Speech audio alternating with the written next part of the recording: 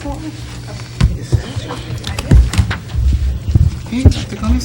evening. I'd like to welcome you to this evening's Board of Education meeting.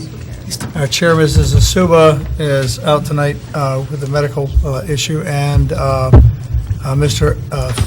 Flores Alvarez is also absent because he's not feeling well. Please stand for the Pledge of Allegiance. I pledge allegiance to the flag of the United States of America and to the republic for which it stands, one nation, under God, indivisible, with liberty and justice for all.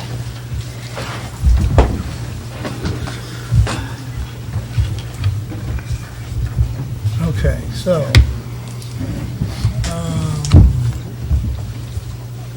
I think there you go. Get the computer to catch up. Thank you. All right, we have in the packet the minutes of the October 12th and the October 26th meetings. Are there any changes and corrections to the October 12th or 26th meetings? Mr. French. Yeah, October 26th, you don't have me down as being here, but you later in the minutes said that I had voted on something, so if you can change it that I arrived late. Oh, okay. So you, in fact, were present. I was present, late. but Okay. arrived late. So amend the October 26th minutes to show that Mr. French did arrive, although not right at the beginning of the meeting. Any other corrections or additions? All right, we'll accept the minutes to consent agenda as submitted with a correction noted by Mr. French. Public comment. We welcome your comment on any subject under the jurisdiction of the Board of Education. Comments need to be respectful, and otherwise, let's see. So, Ms. Gallucci, 3 minutes.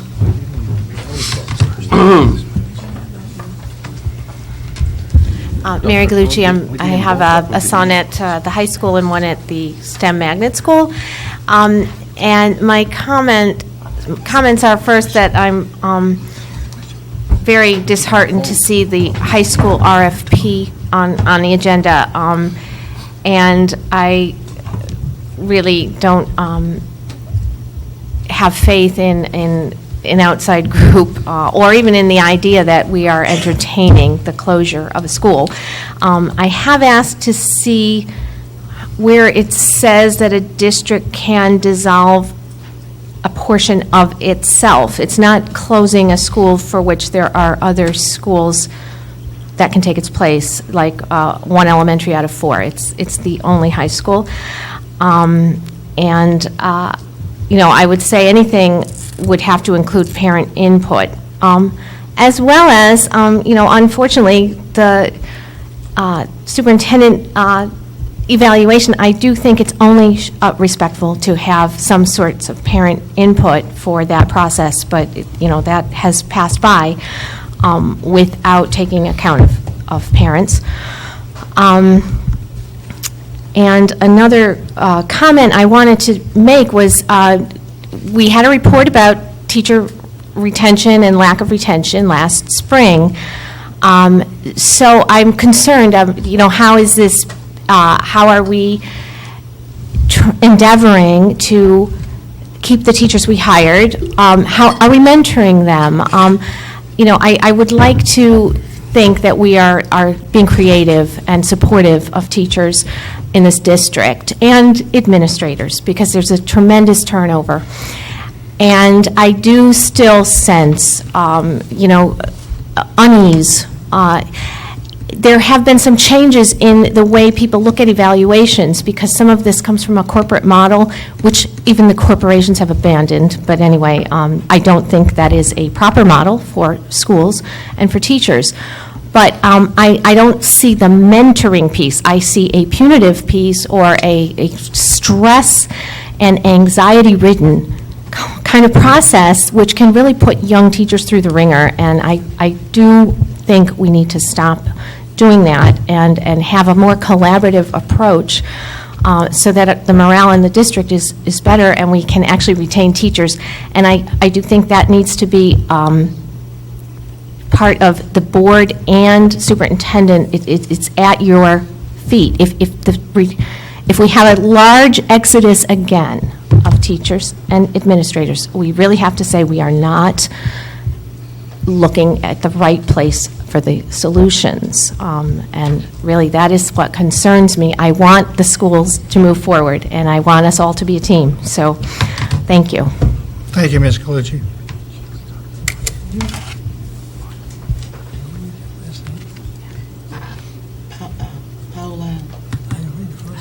Paula, Kami? Kegler. Couldn't read your last name. Okay. Ms. Cake? Sorry, I had trouble with your handwriting. Sorry. Working IT, you have to really fast. Can't always read mine either.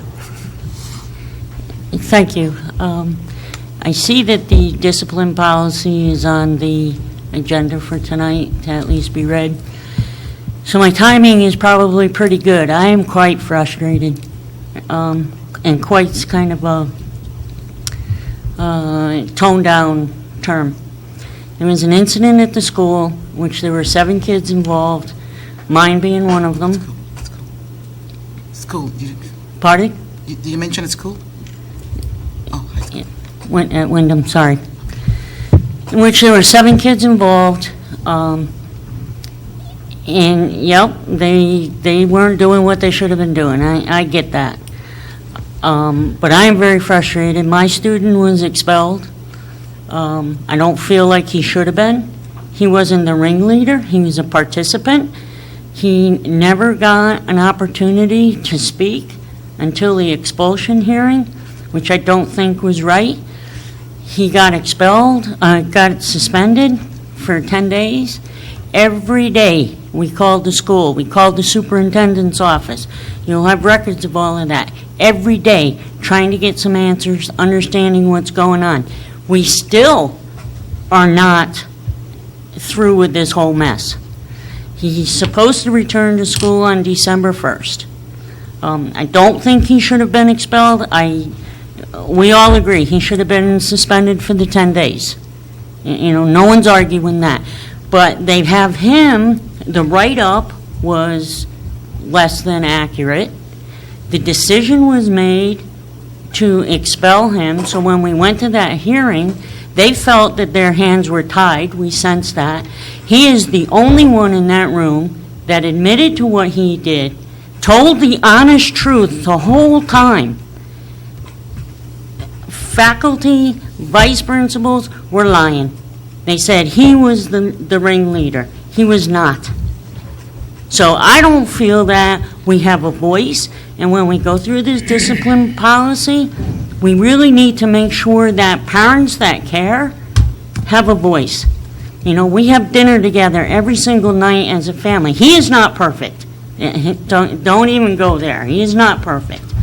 But I don't think anybody in this room is. He's 17 years old, and his comment was, I made a series of bad decisions. He accepts that. He accepted his punishment. He's remorseful that he did it. I think he's learned his lesson. He's a senior. He's trying to apply for college, and now he's getting dings right and left. Does he deserve it? Maybe you all think he does, but I don't.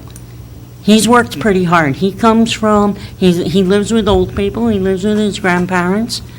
You know, his parents had issues, and he's overcome all of that. And it hasn't been easy. I just feel like parents that care need a voice. They need answers. When they call the school, they shouldn't have to wait 3 and 4 days for a response. You know, oh, yep, voicemail. Well, is he in today? Is she in today? Yes, they are. Okay, can you have them call me back? You sit by the phone for 3 weeks. I haven't slept in a month because I am just that upset over this. His comment was, my life is now over. I'm done, sorry. Thank you. Those are the only 2 names on the list. Is there anyone else who would like to speak? Okay, we'll close public comment. And the next item on the agenda is the superintendent's report. Thank you. Garcia? Thank Thank you, Dr. Sewell. Good evening to all of you, and thank you for coming. We'll start with some very good news and some celebration. The first, I want to acknowledge and recognize the high school band team. Members of the high school band team were accepted into the Charter Oak Music Festival. As you know, it's a very prestigious festival here in Connecticut, and we have 5 participants from the high school that were accepted into the Charter Oaks Music Festival: Michael Huxley, Aaron Nelson, Connor Simpson, Heather Smith, and Bailey Tracy. Along with Windham High School, there were other schools that were accepted: Romp High School, Beacon Academy, U. Smith, Coventry, Portland, Middletown, and Platt. So we want to congratulate the high school members of the high school that were accepted. A couple weeks ago, one of our own administrator, Mr. Bill Stover, received a very prestigious award in the state of Connecticut. He received the Exemplary Parent Leadership Hero Award from Parent Power. Parent Power is a statewide parent-led organization in the state of Connecticut that work mobilizing parents to address students' issues. And Mr. Bill Stover, that has been with us for over 19 years, was recognized by this organization for his strong leadership in the community and for working with parents. So once again, we want to congratulate Mr. Bill Stover. He's not here tonight, but well-deserved award. Just a reminder to all of you, and hope that you will be able to attend on Friday, that Windham Public School, the ACO program, was selected to participate at the Cape and CAP conference on Friday. We will be presenting about the ACO program in partnership with Electric Boat and Dr. Drummer, the president of QVCC. The topic of the conference is Children First, opening opportunities for all, and we have about 4 students from the program that will be attending, as I said, joined by myself, Dr. Drummer, and the representative from Electric Boat. A little late of news, but still we want to recognize, on October 6th, Commissioner Diana Wenzel was presenting the finding of the best practices in math instruction that was developed by the statewide Council on Mathematics at the Science Museum. And at that presentation, she also recognized 2 school districts for their improvement and the SBAC. And the 2 school districts that were recognized were Meriden and Windham Public School. Again, another opportunity to congratulate our teachers for their hard work. There's some information on transportation. As I said to you, we believe that transportation started much more smoothly this year than the year before. We had a lot of changes at the beginning of the school year, and we appreciate M&J working with us. We have met several times with M&J to make sure that the operations are moving smoothly. However, we still continue to have buses arriving late, particularly at 2 schools, North Windham and Natchog and the Early Childhood Center. So we have met with them. We have been talking with them on a regular basis. The teachers are asking for remuneration, and they have presented agreements because the buses in some instances are coming 30 minutes later than the dismissal time. So we have sent M&J a letter asking them to really come up with a plan of how to address this, because right now, as we said, the teachers are asking for remuneration and they have presented agreements. For example, at North Windham, the dismissal time is 3:45. We have buses arriving at 4:19 to pick up the students. So it's more than 30 minutes late. So we do have a list. The principal keeps a list of every bus that comes late every day and how many teachers that stayed. So we're willing to work with M&J, but I want to inform you, but we also have to respond to parents and teachers that are asking why the buses are coming this late. Dr. Garcia, is M&J giving you a reason for the half-hour plus delay? Well, sometimes they say lots of traffic and things like that, but you know, Mansfield had bus delay and they fixed it in one day, and I did brought that to their attention. So we hope that they will fix this matter, because we, like I said, it's to the point that teachers now, kids have to stay, the teachers have to stay in the building until the student leave. When is their contract up? You guys signed this contract, I guess, the year before I came, or the year that I came. So about 2 years more on this contract. Was it a 3-year or a 5-year The contract? 5-year, you guys gave me a 5-year contract. Thank you. So we have worked very well with M&J. I mean, they have a new operation chief, I believe. I think that's his title. New we work very well with them, so we hope that they can respond. Professional development, on November 8th, we had the professional development in the district. We want to thank Dr. Sewell that attended the Professional Development Day. Our topic was Unpacking Your Heart. This is Dr. Tracy Youngberg title, selected by her. Unpacking Your Heart, maximizing our power through equity, engagement, and expectation. I think the equity part was mine, but the others were yours, okay? But we had a fantastic day, and I want to thank Dr. Youngberg and her team that did an outstanding job with that presentation, with that day. And by the way, it was offered to both certified and non-certified. So everyone had an opportunity to attend several sessions during the day. And I believe you have a copy of the presentations. Support for technology, I guess the high school is going to be very happy about that. The high school does receive a grant for technology as an Alliance district. The high school received $129,000 from Alliance to upgrade technology. And we have not spent that money yet. We will develop a plan of how to spend it, but is only for the high school and only to purchase technology and to upgrade technology in the classroom. So we want to, and it's only for focus schools and review schools. Parent and Community University, tremendous success once again this year. We want to thank Bill, Carrie, and the entire team. Rosie Hernandez, we had about 74 parents that attended, and it was definitely a tremendous success. This program is very dear to all of us, particularly dear to my heart, because it does bring the opportunity to collaborate with community organization and with universities, and it's really a resource for parents, provide parents the opportunity to learn more of how to support their kids and how to work with the school, and really give the parents tool, equip the parents with tool for personal success and to help the students and the children be successful. So we're very happy to see that it went very well once again. We recently received 2 major donations. One came from the Leo Rose Paginel, yes. Thank you, Mrs. That's Lambert. a French word, I can get French that one. Okay. I guess French came handy right here now, huh? Okay. Each school received $1,000 to work towards implementing their music program in the school. So we're very, very happy of that. Put to well use. And Mr. Peter Polonsky, that is a resident of the district, of the town, has donated, I believe he's closed his business, and he donated more than $900 in supplies to the high school and the middle school. So we want to thank him for that. As previously directed by the board, what you have in your packet is the RFQ that you directed me to develop. The one that you have in your packet had some correction that needed to be made. I inform you of that. So tonight you're receiving the revised one with all the corrections. And I don't know if you have any comments, but I could highlight the correction that we made. Dr. Garcia, is it an RFP or an RFQ? It's a combination of both. RFQ. He has both of them in here. So you have your RFQ, and after that you have your RFP. Thank you. So if you take a look at it, there's a date to submit the RFQ, and then there's another date to submit the RFP.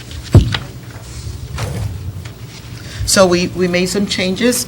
Everything highlighted in yellow. There was some discrepancy, needed to be corrected. And so everything highlighted in yellow were the changes that were made.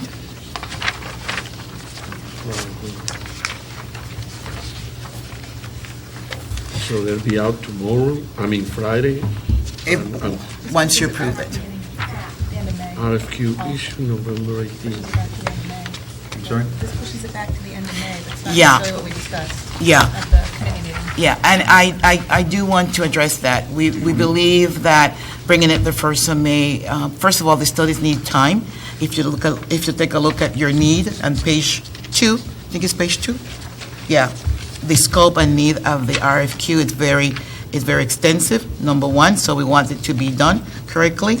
And number 2, we don't want this to conflict with the budget process. In addition to that, we do know the deadline to present the application to the state. I was assured today that the application can be presented to the state. We don't need to wait for this to come in. so we can start working on the application for the state at this particular time if we wish to do so. Has this already gone out? Absolutely not. We're waiting for your approval. We don't have an item on the agenda for it. I don't have an item on the agenda for approval. Not the one that I have. in the packet. No, I guess we just have to add it as if. an item for Okay. approval. All right, we'll finish the report and then we'll, Right, okay. And then you have the first reading for several policies. The policy committee has met, and there are a couple revisions. First, the policy, the volunteer policy. We have the shipment and goodman policy, model policy in here. However, we want to revise that policy with the changes that we said here. We want to make sure that Group 1 will be required to have a DCF check, and that Group 2 will have a DCF check and fingerprint. Group 2 is the group that goes for overnight field trip, go to Philadelphia, Washington, D.C. So if anyone is going to spend time with our students out of district overnight, they will require to have a D.C. background check and a fingerprint check. So that's one of the changes for that policy. The athletic policy, those are minor revision. I know that has been in place for 1 year, and we have seen the result of that policy. We just want to add the bullet that start beginning with the graduation class of 2016 to clarify, and we would like to strike the statement as extension to the probation period are strongly discouraged, but are possible. Seems like a contradiction there, discouraged but possible. So we want to add that one and strike the other one. For first reading, you also have the discipline policy. That is a very, the state expanded the previous discipline policy, added some new terms, and expanded some. So you have a lengthy policy here.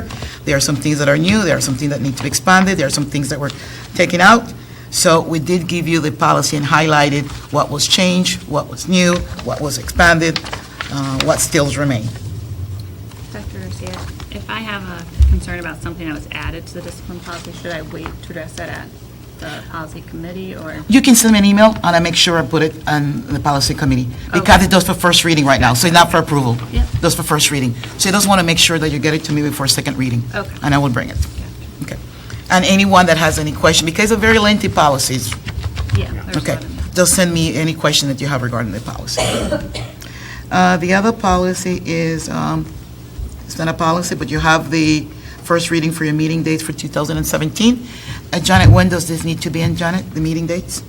We have to have it in by the third week of December, so it'll be for second reading for the first meeting in December. In December. So here's your meeting dates.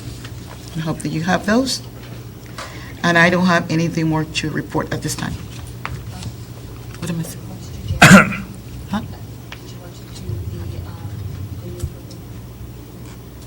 Which one, Janet?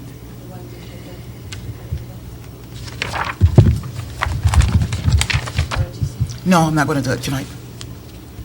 But I do want to make sure that the board, once again, receive an invitation to attend the State of the School that will take place on the 22nd. I know that some of you already responded. Thank you for coming, and I want to invite all board members again. We'll have a breakfast, and then from 7:30 to 8, and then from 8 to 9, it will be 1 hour.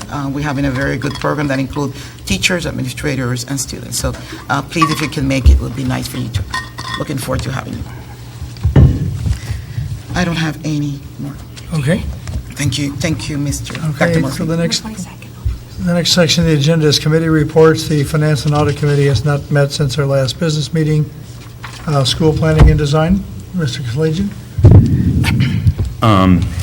School planning and design is, as you see, our last meeting, we discussed the RFP, RFQ combination because of timing issues, getting applications into the state with the possibility, because of changes at the state level, of the district losing large amounts of money in the process. We have new wells at two of our schools that have taken a little more time than we anticipated initially. The committee has crossed its T's and dotted its I's, but this is New England, and we unfortunately had to wait for weather and snow and some confusions at the state level when we were applying for licensure and such. But it all came together, and we're almost done with the process, and we have 4 new wells that are working well. A few bumps in the road. There's some filtering issues going on because of an unusual odor, but that's being rectified as we speak, we hope. The microgrid project, which is all but done at the middle school and Sweeney, has been very successful, has gone smoothly. Again, there were some technical problems with the testing process once all the systems were in place, but those have been ironed out, and we're almost ready to sign off on that project as well. I believe that's my report. Thank you. The chair of our policy committee is absent this evening, but we do have the first readings of 3 policies that came out of that meeting. I believe there was, I can't remember which one. There's one that we sent There's it one back- that we decided to hold on to Hold on. for a while because we're not finished editing it. Right, we bringing it back to the policy committee again, and it's the one on graduation, the new requirement for Oh, graduation. all right, yes, Okay. the state keeps changing the policy. Every time we're about to adopt a new graduation policy, the state decides to, To either add something to it Or or. modify Or something, modify it yeah. again, so, so by the time we get this one done, the legislature's meeting again, so yeah, so it's going back to the policy committee. we'll try and beat them to the punch and modify the policy before they modify the requirements again. Dr. Stoll, may I ask a couple questions? Ms. Rampton, sure. On the volunteer background check, the people that have to have the background check done, is that paying for that on the volunteer, or is the district absorbing that cost? Okay, so the DCF. I know it's expensive. The DCF is it's free. Okay. The DCF is free. The one that is costly is the fingerprinting, Right. for the fingerprinting. So, I didn't see in the policy anywhere where that was addressed, like who's No. responsible for No, it. we did not put anything that who's going to pay for it. Okay, let me say the rationale for this. We're thinking that the majority of our parents are coming in group 1. So these are like the day field trips and volunteering in the classroom, and they will not be alone with kids. So the majority of the parents will be in that group, group 1. Group 2 would be a smaller number of parents. These are parents that will be alone with kids without the supervision of an employee as a teacher. So maybe like chaperone that goes at night to DC. So that group may be a small number, and we may look at some funds to provide support to school, but there's no way we can pay for all of those. Okay. And I think the fee does went up. I think it was last year was like 14, 15, 18, Jolene? How much was it? 18, and it went up to $60 this year, just recently. Depends on who does the fingerprints. Yeah, Depends two on where different it's from done, the state, too. yeah. East Con is 47, the state did 60, you know. But it went up from $14 to Right. 47. I just want to make sure all organizations equitably, like if the band is going on a trip, I've been on a trip with them, that, that doesn't have to come out of band funds, or there's a way Right. for it to be equitable where the Spanish trip, the district picks it up. I want it to be equitable for everyone, that's all. And how often do the fingerprints have to be redone? Yearly. That wasn't addressed in the policy. I think the policy says yearly, doesn't it? I didn't see it, I may have overlooked it. The It same doesn't say? person Okay. have to renew every year? I think once they take the fingerprint, they don't have to take it again, right, Jolene? They aren't rechecked regularly, I can No, tell you they're that. not, no. So that's a concern. It's It's just something that might, before we get to the second reading and approval, I want to address Yeah. these. So just send me your email with whatever question you have. Where is that policy here?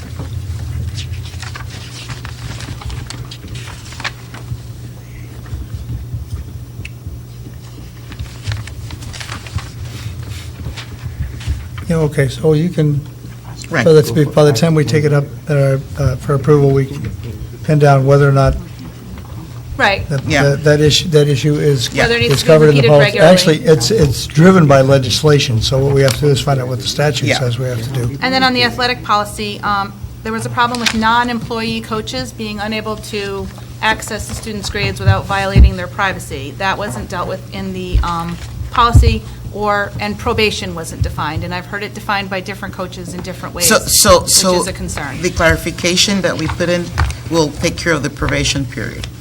Not the bullet- probation period, what defined probation? Unable to practice, able to practice but not participate in a game? unable to attend anything until a certain number of tutoring sessions have been? A probation period is that you're on probation. The policy says very clearly that you can play, but you have to bring up your grade. After a certain amount of session, if you don't bring up that grade, you're out of probation, you cannot play. So what you're really asking is about regulation of the implementation of the policy. There should be regulations. We have the regulation. We didn't have it here, but we have a regulation how it does work. This policy came with a regulation. Okay. So It wasn't in the copy of the maybe policy, a good though. idea to Yeah. provide the regulations Yeah. along with the policy, even though we don't have to vote on the regulations. This policy came with a regulation, exactly who is responsible for what and who does what. And the question I think Mrs. Lambert is correct about, we really need to limit the number of people that are accessing students' grades for the purposes of determining Right, but you eligibility. can't hold a coach responsible if a student comes who's on probation. The if they're the athletic director ought to be the party responsible in all cases. In the policy, Either way, it wasn't outlined in the policy, and that's the it purpose. said of the here in policy. number 6, the athletic director, the director of athletics will be held accountable for monitoring the implementation of the program. That's the implementation. She Hold on wants for a to know- second, hold on, I haven't finished yet. Give me an opportunity. Sorry. Monitor student progress and a reporting result to the principal every 6 weeks. So monitoring student progress mean obtaining the grades of the students. So the one that can obtain the grade of the students is the athletic director. He's the one that can obtain all the data, and he is the one that will share this information with the coaches. What it doesn't say is how they get on probation in the first place. Who identifies them and tells them that they're on probation and they have to... Which was where our policy went off the rails prior to this whole issue I coming can't up read a this year and a because it's so half ago. small. I think we need to clear that up, but it seems to Okay. me the athletic director ought to be the one who's responsible for informing the coaches, and the coaches should communicate with the athletic director about questions of eligibility for specific players. And coaches that are also staff members, especially here in the high school, but I've heard of a couple issues at the middle school as well, have no problem accessing their grades through their colleagues, et cetera. But coaches that aren't employees within the building and aren't here from the 7 to 3 o'clock hours have a hard time connecting with. So that needs to probably be beefed up a little bit, as well as actually defining what probation is. There wasn't an actual definition of this many and unable to practice, able to practice, and there has been some disparity with how it's been implemented. Okay. Well, thank you for telling us that. But I think when we go back and look at that, because it said here in number 2, the director of athletics will identify the students in need of improvement. So he has, and the athletic director was last year, had 2 classes. This year, we took away all classes, only devoted to being an athletic director. That way he can make sure to implement this policy. But point well taken. Janet, you have those, right, that I can go back and look at those? But basically, the athletic director is responsible for, That's fine. I think it's Just, fine. I want to make sure it's being implemented equitably so students aren't being treated differently. I'd be happy to. Thank you. To bring your concern to. I just think that it's better to do it on a Coach. first reading than wait till we're at a second reading and ready to approve No, something. you're and totally bring up right, the yeah. issue, so. And I'll make sure Mr. Coach Risley is aware of this. Thank you. Okay.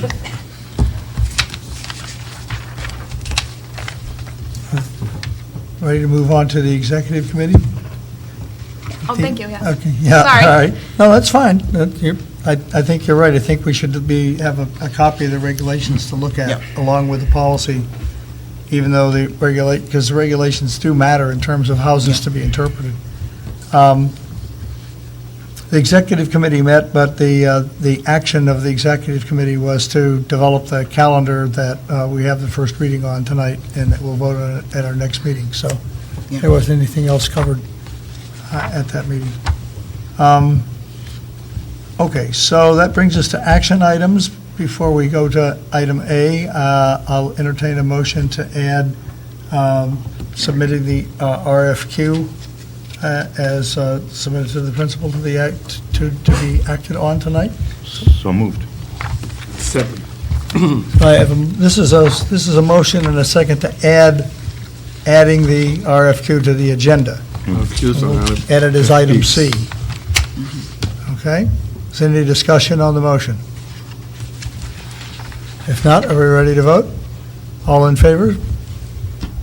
That's unanimous, thank you. Okay. Action item A, Chair will entertain a motion to recommend approval of submission of the District Federal Consolation Grant application for ESA Federal Grants Title I and Title II. interesting that we have to apply for these grants, but, They're just a formality. yeah, I know. But we need to ask for the money. Yes. Somebody going to make the motion? So moved. Still need a second. Second, Thank you, Dr. Gomez. welcome. Any discussion on the motion to approve submission of the district federal consolidated grant application for federal grants? If there's no discussion, all in favor? Okay, that's unanimous, thank you. Entertain a motion to recommend approval of the personnel recommendations in reference 3.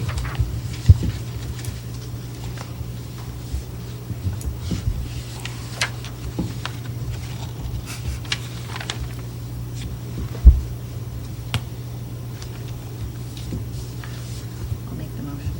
Thank you. Mrs. Lassard moves to approve the personnel recommendations. Do I have a second? Second. Thank you. Any discussion on the personnel recommendations? Mrs. Lambert? As usual, when reading this, I'm always disheartened to see people leave. Kim Swachenko, who's been with our district for probably close to 30 years. Who says 35. Yeah, 35 years, okay, so she's now teaching students of her students. So I'm sad to see her go, but I know that she has grandchildren and that she's going to be happy to spend some time with them, as well as Carol Piscatello, who's been administrative assistant at this district since my husband was here in high school a long time ago.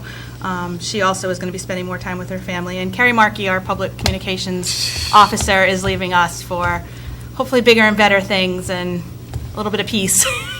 And I'm very sad to see her go because before Dr. Garcia even got here, she was instrumental in organizing things for interviews and stuff like that, and Dr. Garcia's reception when I was chair and stuff. So I'm very sad to see her go, but I wish her the best of luck.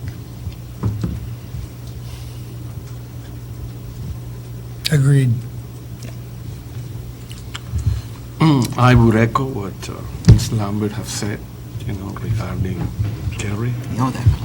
And then the other persons, I don't know well, but they have served for Retirement. so long. Retirement. Yeah, they're Retirement. And I just hope that they have a wonderful retirement. It's good to be retired. You know about that. But Carrie doesn't get that luxury If yet. you've missed some of the things that Mrs. Swachenko does at North Wyndham School, Sweeney. She's at Sweeney Sweeney, School, yeah. you've missed out. Yeah, she's an outstanding physical Yes. education teacher, outstanding. And Mrs. Piscatello is an outstanding secretary. I mean, Carol is such a supporter, is such a wonderful, they don't come like that anymore, so. However, I do want to take this opportunity, number one, to thank Carrie. Carrie was here when I came. Immediately I recognized her talent and her quality of her work, and we have had, I will say, one of the best working relationships. She will be missed. I went to miss her. I trust her. Carrie's the type of person that does the right thing regardless who's looking. Doesn't matter if she's alone or somebody's watching. She always will do the right thing. She's fair, she's bright, she's intelligent. She's somebody that can bounce things across with. And we wish you the best, Carrie, but definitely it's a lot for the school district and a lot for me. I know we'll get somebody else, but I will definitely miss you, and that's what a lot for the school district. Thank you for all you have done for the children of Windham Public Schools.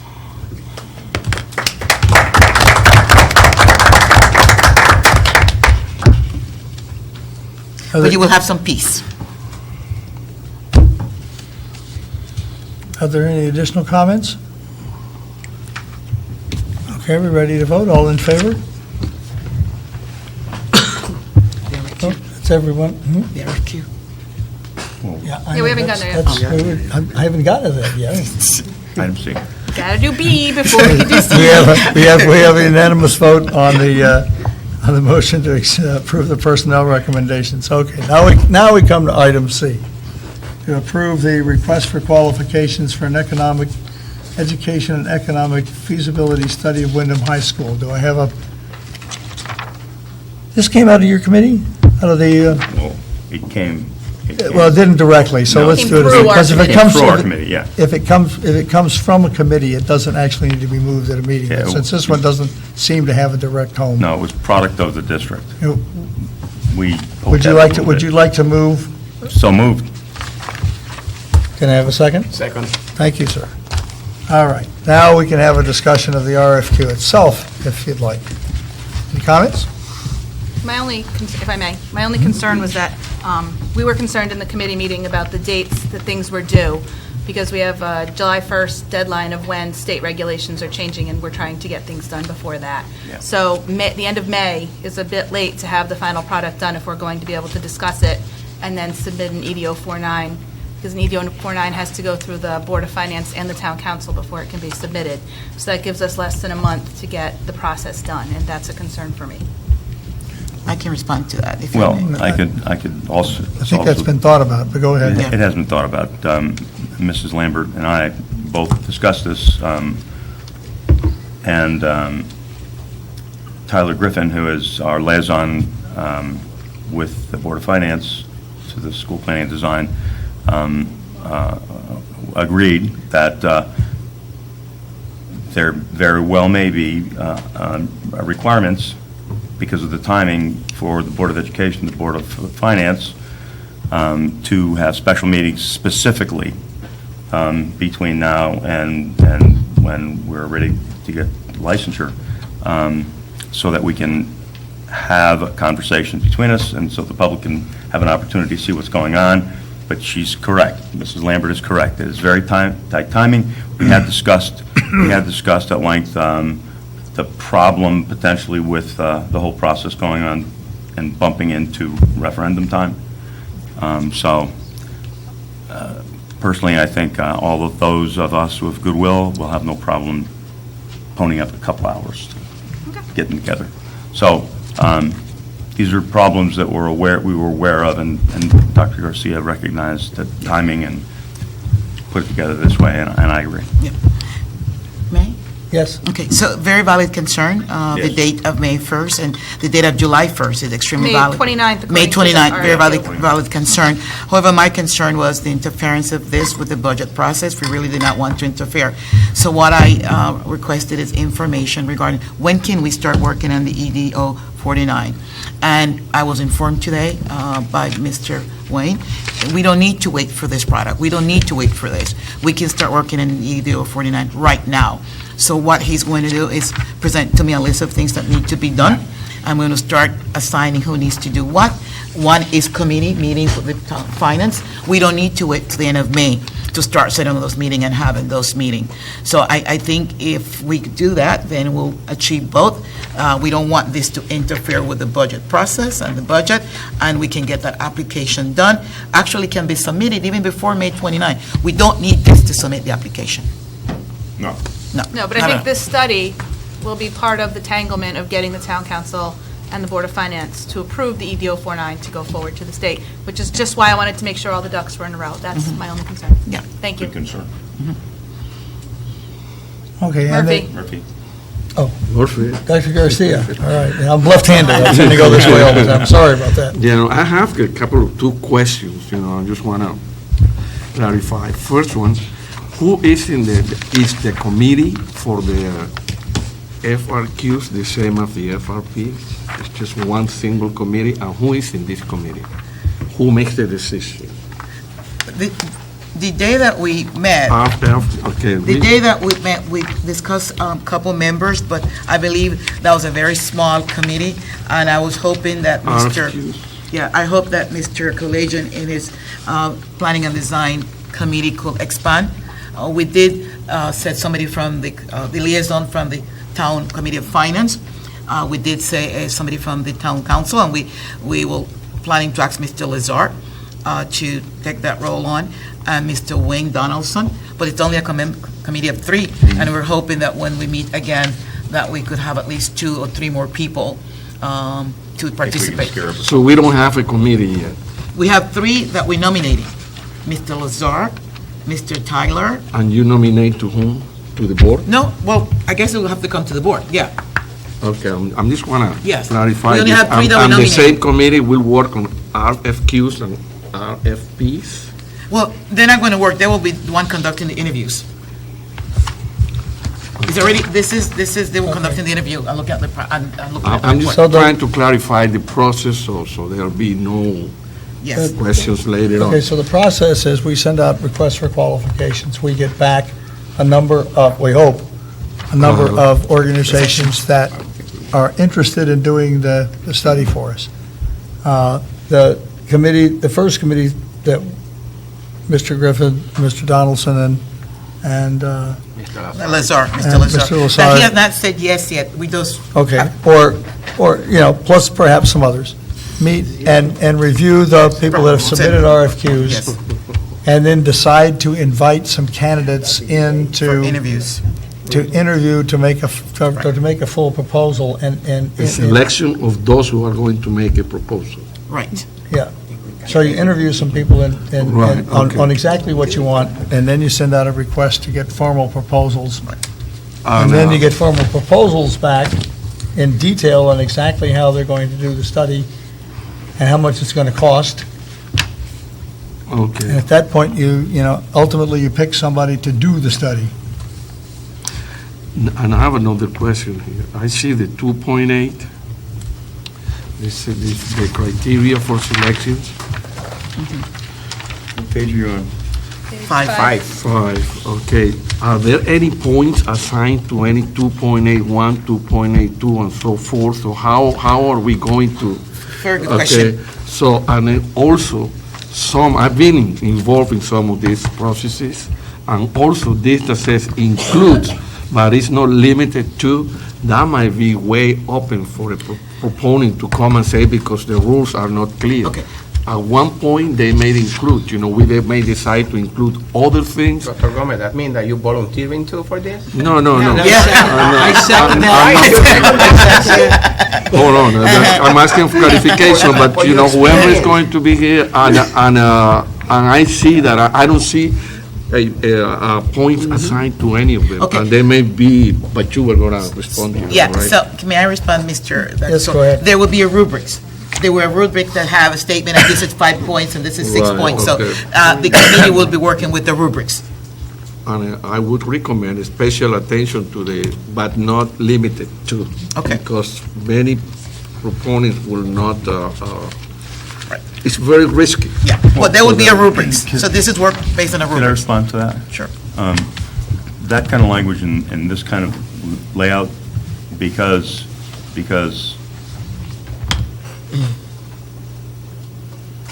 the design of the RFQ, of an RFQ, is not done by, it's the request for questions, generate questions.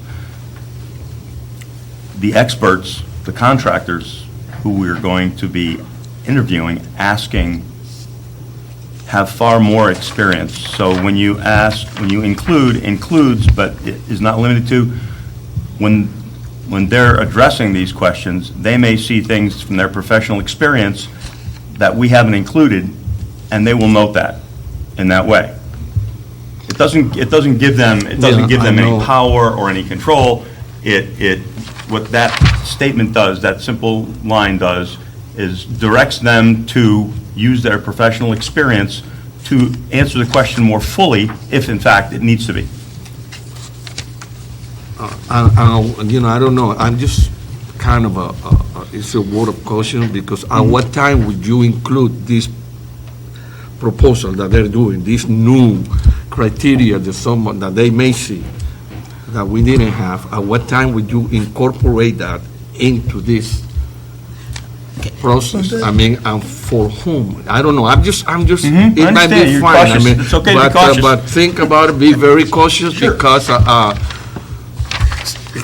things are, may not come out the same way. This is a very difficult, complex process, and I think, That's why you do that, because what we're talking about here is you're asking people to give us their qualifications, and they want to know on what basis are you going to decide whether or not I get to participate in your project.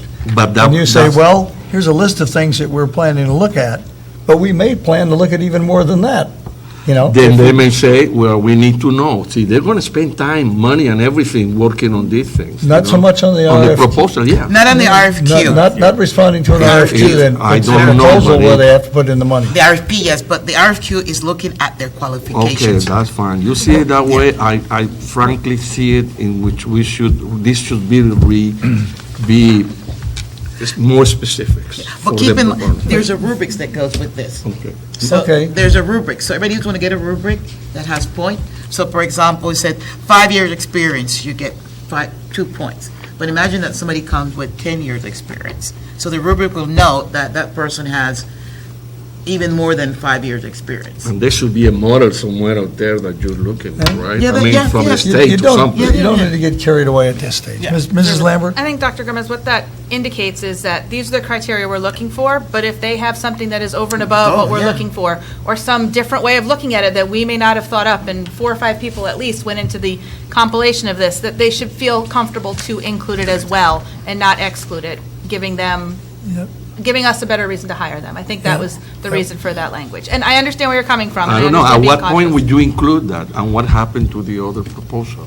And excuse me, I mean, I need to clarify this, so don't tell me you don't want to go and stand into Well, anything else. I mean, no, because just a question it's of- here for discussion, right? So I'm let's discuss it, saying that's what that we're doing. The rubric is not going to get calculated down to No, I decimal don't think the points. rubric, No, no, okay? no. But I'm done. Okay, I just wanted, I just wanted to bring this to your attention, and maybe those who are going to work on this I can think- have this point in mind. I think when you see the rubrics, you will feel much comfortable once you see the rubrics. But it seems to me that there are 2 things that are important to us here. The first is, we want to find somebody that's competent to do this study, in the sense that when they provide us with cost estimates, that we believe them. And second, we need somebody with enough standing and reputation that the rest of the town believes them. I mean, we're going to a lot of trouble here to look at, what are we going to do about the high school, and look at options that people want considered. And then when we get a result, we don't want people to go back and then try to rethink the thing. We want to have a result that people believe in. So it's important that we hire somebody that's both competent and credible, and that's really what we're after. So you can get down to the details of what that means. That's what this list tries to do. What does competent and credible mean? But that's really what we're after. Okay. Any other discussion? Any more questions? So are we ready to, Mr. French, you were nodding your head a while ago. Are you happy with this? We're good. Okay. Are we ready to vote on the motion? Okay, all in favor? You ready to vote, Mr. Gomez, Dr. Gomez? I don't want to, Are you abstaining? I'm gonna go 4. okay. So that's unanimous then. Thank you. So, Reservation? so You can't do that. all right. So that's the end of action items. And we have another opportunity for public comment, 2 minutes person. Mr. Lassard.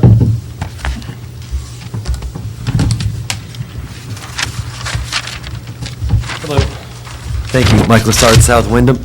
I just want to speak maybe some clarity with the athletic policy probation thing. Being a high school coach for the last 14 years, 3 sports usually, although I'm only doing 2 this year. I would say that the new policy was a little confusing maybe last year. Not confusing, but there were some amendments made to it because it was cumulative. You have to have over a 2.0. And so when you have seniors or juniors that are able to play previously with getting like 4 Ds in classes, they're not going to be at a 2.0. So they allowed them to go to probation because of their time in high school. That is no longer the policy. I think it's very clear. You have to go to 2 sessions a week of the 3 that are offered, and if you don't, you cannot play until you go to the 2 sessions the following week. You can practice, at least for softball, that's what I was told. You're allowed to practice. But that's basically all I need to really add to this, I think. Coach Rizzi's done a great job. Actually, he's the one who's been notifying us. I think interim progress reports, we get a list of athletes and how they've been doing and what their cumulative GPAs are, and he lets coaches know that, hey, get a hold of your players if you're worried about them passing. And then after the marking period's done, a new list has been coming out to us, too, of those athletes. So it's been very clear in my eyes, so hopefully that continues. I know it's a serious issue, and he does take it seriously, Coach Risley, so thank you. Thank you very much, sir. Does anyone else? Mrs. Galucci? First of all, I'd like to know if I can have a copy of that, because none of this was online today, none of the packet items. So I would like to see that request for proposals.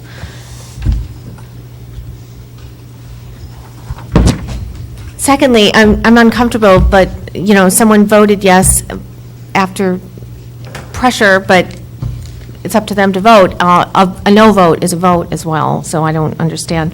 If someone's not raising their hand for yes, it doesn't mean they're not going to vote. Regarding tutoring, I just want to say, I hope all students have access to tutoring for any kind of trouble they have in class, not just athletes. I think that's the spirit of it, but maybe we're not on top of those students who aren't also athletes. But I would like to make sure that they can have tutoring freely available. Thank you. Anyone else?